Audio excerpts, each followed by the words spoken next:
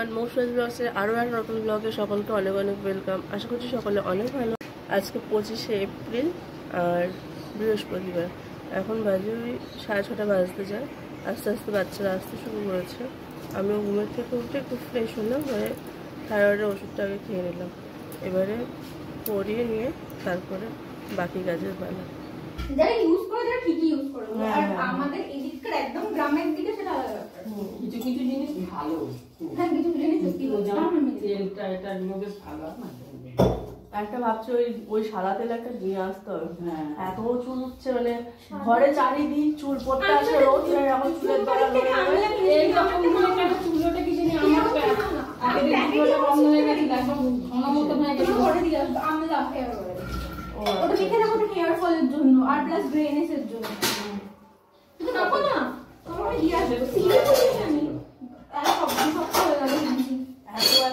এখানে চুল ওঠার গল্প হচ্ছে, আমার এত চুল উঠে গেছে, তাই বলছে এই সিজনটাই কি ওরকম।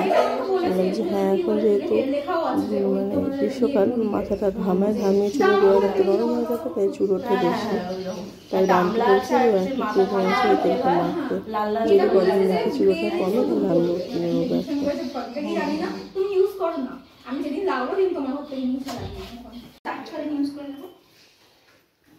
আমার শেষ করতে করতে দিয়ে দেবো পুরো।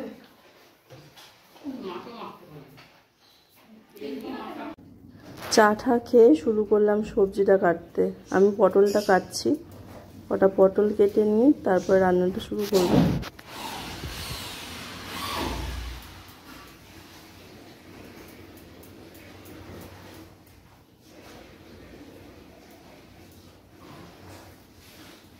এই পটলের খোলা বাটাও খেতে খুব সুন্দর লাগে, কোনো একদিন করবো আর অবশ্যই তোমাদের সাথে শেয়ার করবো।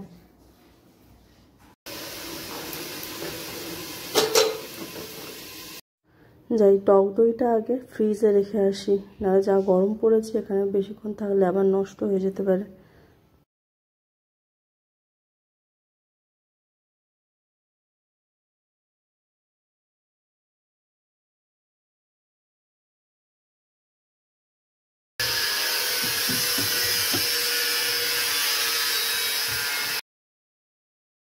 চলো একটু তোমাদের কাজটা দেখাই। এই যে বারান্দার কাজটা আর ঘরের কাজটা দেখো। ঘরের কাজটা এরকম ডিজাইন হবে। আমি পটলটা কেটে উঠে পড়েছিলাম, তারপরে মা বাকি কিছু সবজি সেগুলো কাটছিল এখানে বসে, আর আমি এখানে রান্না করছিলাম। এইটা কালকের ভাত, আর মা কালকের একটু মাংসও ছিল, আজকে একটু গাজরের আলু ভেজেছি। তাই কালকের ভাত বলে আমি খেয়ে নিচ্ছি, কারণ বেলা হলে এগুলো আবার ফের খাওয়া যাবে না, তখন পান্তা ভাত হয়ে যাবে। কিন্তু এখনো পর্যন্ত ঝরঝরে ভাত রয়েছে।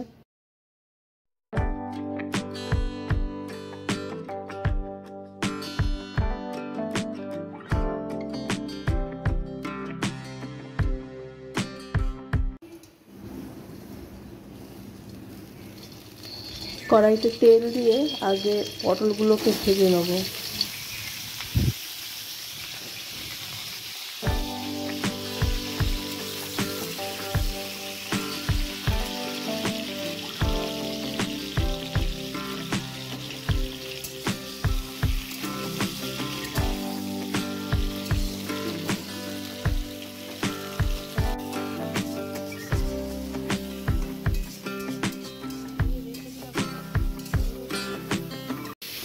মশলা, আদা, জিরে আর টমেটো বেটে নিয়েছি।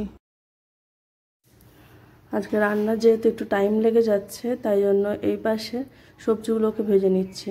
আর পাঁচমিশালি এইরকম সব কিছু সবজি দিয়ে একটা ঝোল হবে, তাই জন্য সেগুলো ভাজছি। আর মা এখানে এই আমগুলো দুদিন ধরে রোদে দিয়েছিল হলুদ আর নুন মাখিয়ে, সেগুলো কাজে তেল দিয়ে রাখলো। আলু ভাজছি, কাঁচকলা ভেজেছি, বড়ি, এটা উঠছে না, করলা, ডাঁটা, বেগুন, সমস্ত কিছু। বেগুন ভাজা হয়নি, আলুটা এখানে ভাজছি। সব কিছু ভেজে নিলে তারপর ততক্ষণে ওই কড়াইটাও খালি হয়ে যাবে, তো রান্নাটা তাড়াতাড়ি হয়ে যাবে। অ্যাকচুয়ালি এত গরম পড়েছে, তো একটু দেরি হয়ে গেলে কুণ্ডুবাবুর খাবার পাঠানোর জন্য ভীষণ অসুবিধা হয়ে পড়ে। মা রাস্তায় গিয়ে 10-12 টোটো চলে যায়, কেউ যেতে চায় না ওইখান পর্যন্ত, সবাই মধ্যখানে নিজের বাড়িতে চলে যায় বলে। যে কেউ যাবো না করতে থাকে, তাই একটু তাড়াতাড়ি করার চেষ্টা করছি। এত সবের মধ্যেখানে জল খাওয়াটা কিন্তু মাস্ট। আমিও খাচ্ছি, তোমরাও খাবে অবশ্যই বেশি বেশি করে।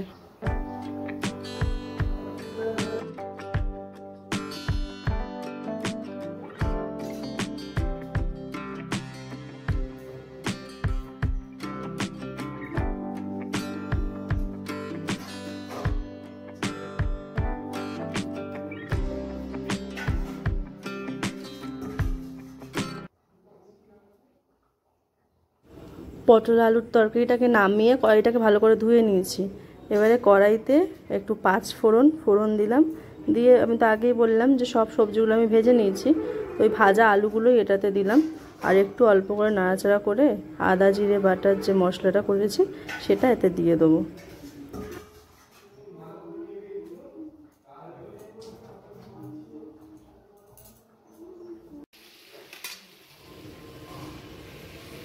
যেহেতু আগের থেকে ভেজে নিয়েছি তাই অনেক সুবিধাই হচ্ছে। মশলাটা দিয়েছি, একটু মশলাটা কষিয়ে নিয়ে পরপর ডাঁটাটাও দিয়ে দিলাম আলুর সাথে, কারণ ডাঁটাটাও তো সিদ্ধ হতে টাইম লাগবে। সবজিগুলো এরকম যদি স্টেপ বাই স্টেপভাবে দেওয়া যায় তাহলে কিন্তু কোনো সবজি একদম গলে ফ্যান হয়ে যায় না, সবটাই খাওয়ার সময় মুখে পড়ে।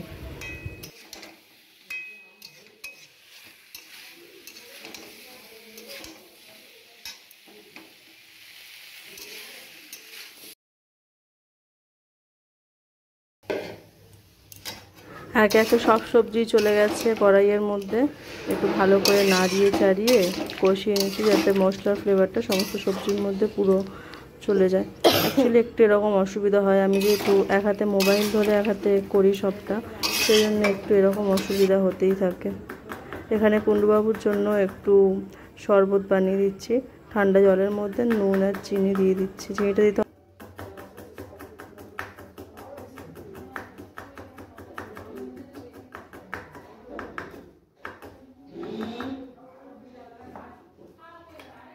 এবারে ওনার টিফিনটা প্যাক করছি কুণ্ডুবাবুর।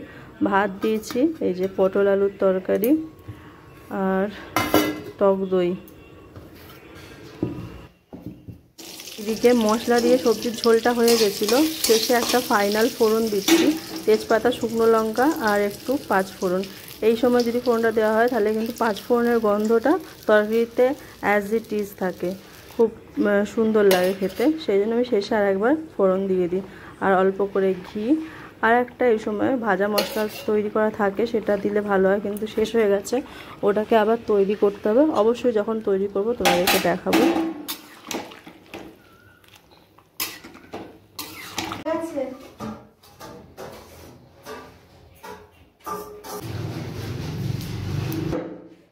রান্নাটা কমপ্লিট হয়ে গেছে, এবারে একটু সব মাজা ধোয়াটা করে নিচ্ছি। ছোটো কড়াইটা এত সুন্দর কিউট দেখতে, ছোট্ট একটা কড়াই, এটাতে ছোট ছোট জিনিসপত্র করতে সুবিধাই হয়। আর এটা যেহেতু লোহার কড়াই, মাজতে অতটা বেশি অসুবিধা হয় না, মানে একদম তো সাদা হওয়ার ব্যাপার না, একটু তেল তেল জিনিসগুলো ভালো করে মেজে ঘষে তুলে নিলেই হয়ে যায়। একে একে সব বাসন কোসনগুলোকে মেজে নিচ্ছি। সত্যি কথা বলতে রান্না মানে রান্না, এসব পরিষ্কার করা, বাসন মাজা, অনেকটা কাজ একসাথে থাকে। আর এই সবগুলো মিটে যাওয়া মানে একসাথে পুরো কাজটাই শেষ হয়ে যায়। এরপরে আমি পুরোটাই ফাঁকা, আর কোনো অসুবিধা নেই। কদিন থেকে গ্যাসটা ভীষণ জ্বালাচ্ছে, মানে গ্যাসের এই ওভেনটা, সেই জন্য আজকে এটা একটু পরিষ্কার করছি। উল্টে দিয়ে পাইপের মুখে একটা ছোট ছিদ্র আছে, সেটাকে পরিষ্কার করে দিলে মোটামুটি স্টিমটা বেড়ে যায় গ্যাসের, সেই জন্য ওইগুলোকে একটু পরিষ্কার করে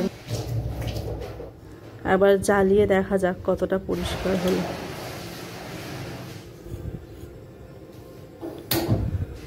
দেখেছো ফার্স্টে কেমন আগুনের মতো জ্বলছে, তার মানে ওই যে নোংরাটা ছিল ওটা বেরিয়ে আসলো, ওইটা জ্বলে গেল এইভাবে। একটু কিন্তু বেড়েছে আগের থেকে।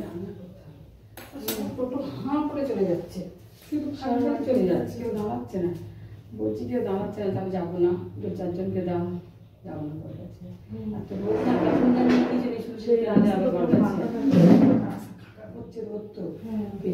মা এসে টোটোর গল্প বলছে, সব টোটোগুলো হা হা করে বেরিয়ে চলে যাচ্ছে, কেউ দাঁড়াচ্ছে না, খালি বলছে যে অত দূর যাবো না, অত দূর যাবো।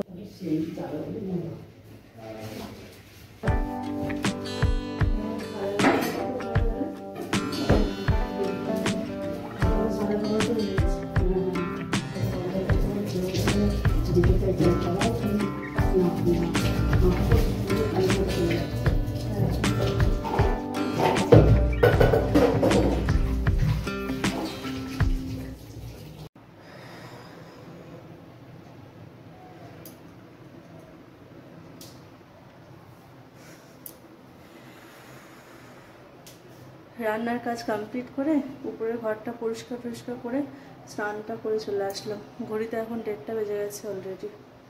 খুশি বাবা সবে এসেছে, মানে বাজার থেকে চলে এসেছিল, আর এক জায়গায় গিয়েছিল, এই আসলো, এসে একটু জিনিসপত্র গোছাগুছি করছে, তারপরে স্নান করবে। মাও স্নান হয়ে গেছে, পুজো দিচ্ছে, ওসব হয়ে গেলে তারপরে যাবো আবার নিচে।